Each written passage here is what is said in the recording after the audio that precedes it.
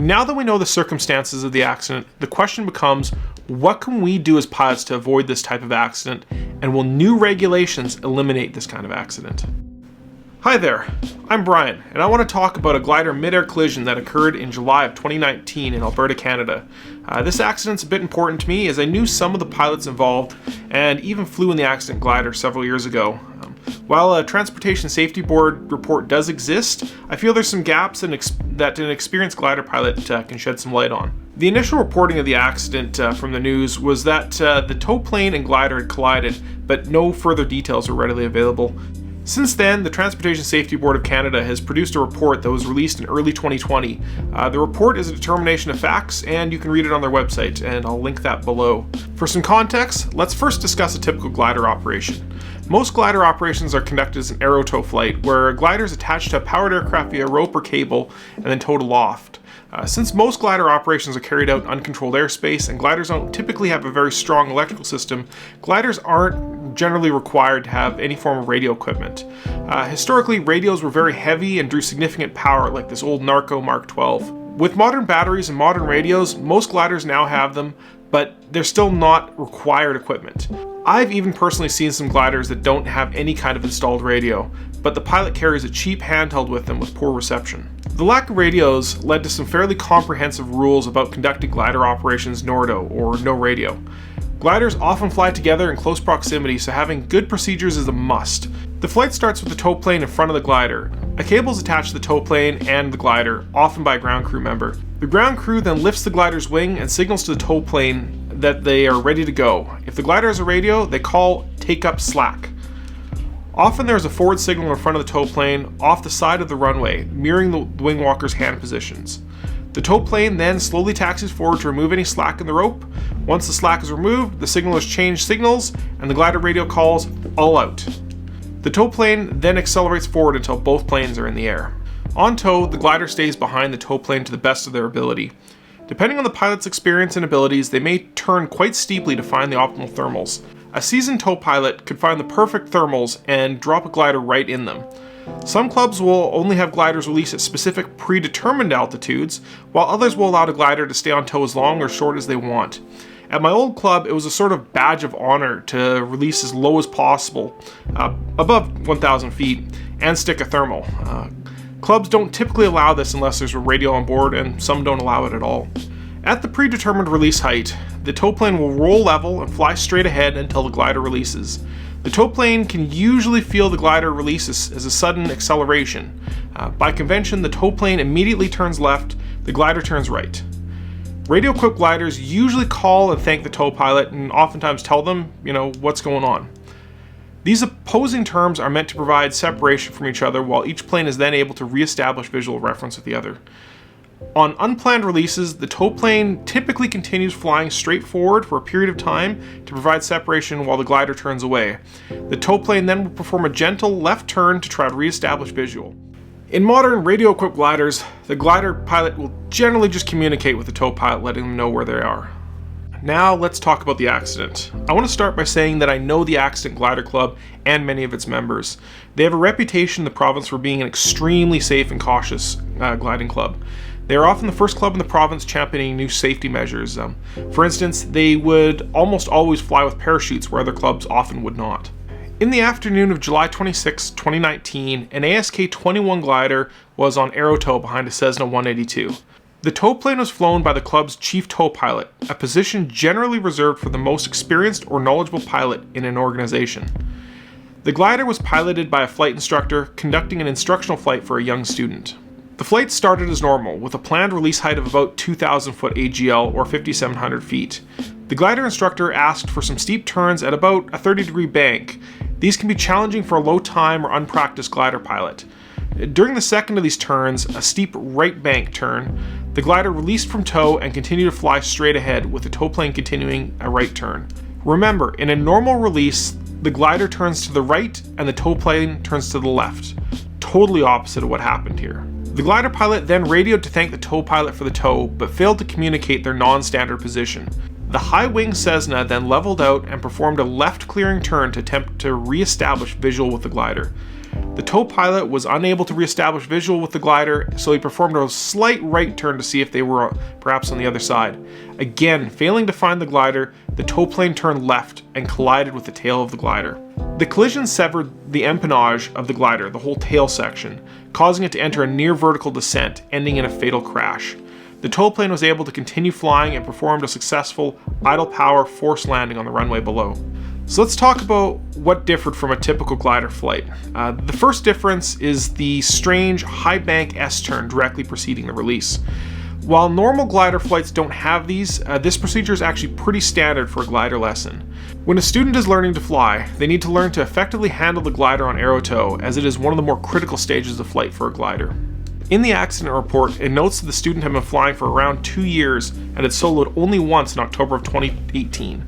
This is a bit of a red flag to me. Typically, when a student solos, they immediately start flying solo often. In this case, being the student soloed in October, it's understandable that they may not have had cooperative weather that fall, but they also didn't solo again in the spring or summer of that year.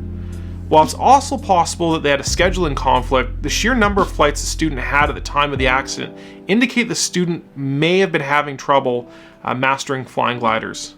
That's not to say the student was a bad pilot, but does indicate that the unexpected release may have been from a failed aero tow exercise. If the unexpected release was the result of an aero tow exercise, then it's understandable that the instructor may have been focusing on settling the aircraft and dissecting the exercise while it was still fresh in their minds.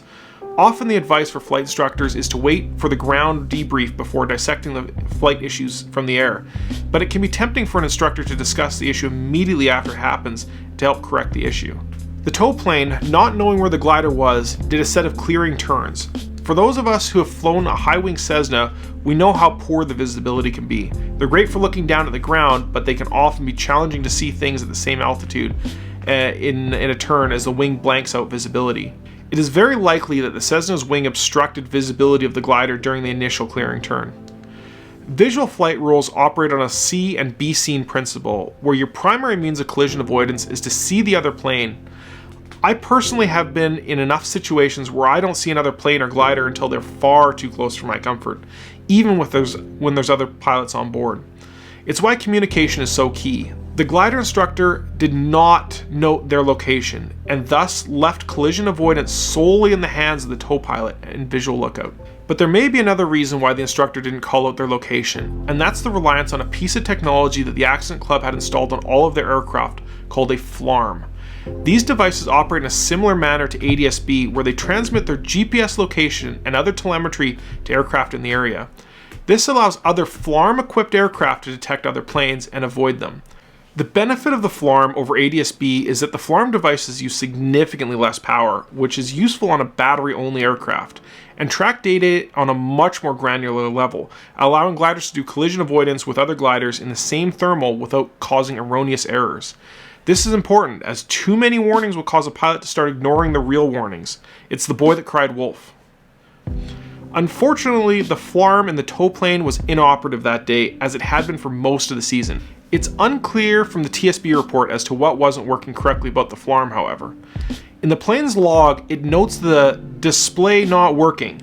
The model installed in the tow plane is a split unit that has a core box installed under the dash with a separate screen installed into the dash for the user interface.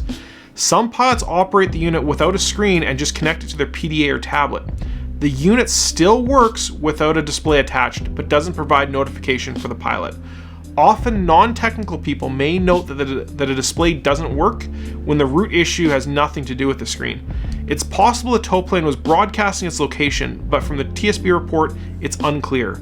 Either way, the tow pilot would have had no FLARM to detect the location of the glider. Now that we know the circumstances of the accident, the question becomes, what can we do as pilots to avoid this type of accident, and will new regulations eliminate this kind of accident? In my opinion, the issue at hand is communication. This comes both in radio communication as well as anti-collision equipment communication. The glider instructor failed to communicate their location over the radio, having all the opportunity to do so. One may say that it should be illegal to release on the left and that we need regulations saying so, but I would disagree with that. It is entirely safe to release with a left turn if there's ample communication. It should certainly be avoided, as one doesn't know if their radio communication is heard, but it can be performed safely. In this case, the left turn was likely caused by an unavoidable situation in training, and thus any regulation around it would have been pointless. There have also been calls to legally mandate anti-collision systems in glider. Specifically, there is a group looking to mandate FLARM devices in all gliders. On this count, I'm a bit torn. In 2015, I gave a talk to the Alberta clubs about the FLARM and its importance in flight safety. I concluded the talk with a call to clubs to install it, as it could save somebody's life, maybe even someone in that room. I fully believe in the safety of these devices. They aren't without their issues, however. I have been flying in situations where other planes don't show up, despite them having a working unit. Even the best antenna placement doesn't guarantee reception. I'm also skeptical of poorly written regulation. I have a video coming out about poor aviation regulations and the 406 ELT mandate. If a FLARM is mandated in gliders, then gliders can only be seen by other gliders or powered airplanes with a FLARM. Other aircraft with ADS-B simply won't see these gliders. The FLARM can see ADS-B transmissions, but it doesn't work the other way around.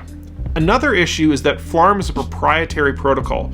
That can be solved if the protocol becomes an unlicensed standard, but it currently isn't. A better solution may be to require ADS-B in gliders so that power planes can see them, but then we run into significant power and cost issues.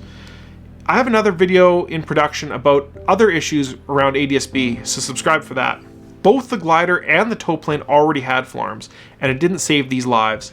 The technology is only as good as the users using it. One can say they shouldn't have flown without fixing the FLARM, but regulating that only serves as a punishment for lack of maintenance and not a guarantee that the unit functions. In my own personal takeaway from this accident is to communicate more. Anything non-standard gets communicated clearly and precisely. I'm not afraid of the radio or any air traffic units. I never expect anyone else to just know what I'm doing. Far too many pilots are unclear about their intentions or communications. I also fly with an ADS-B receiver, even though ADS-B isn't common in Canada yet. The more data I have in front of me, the safer I can feel from a midair collision.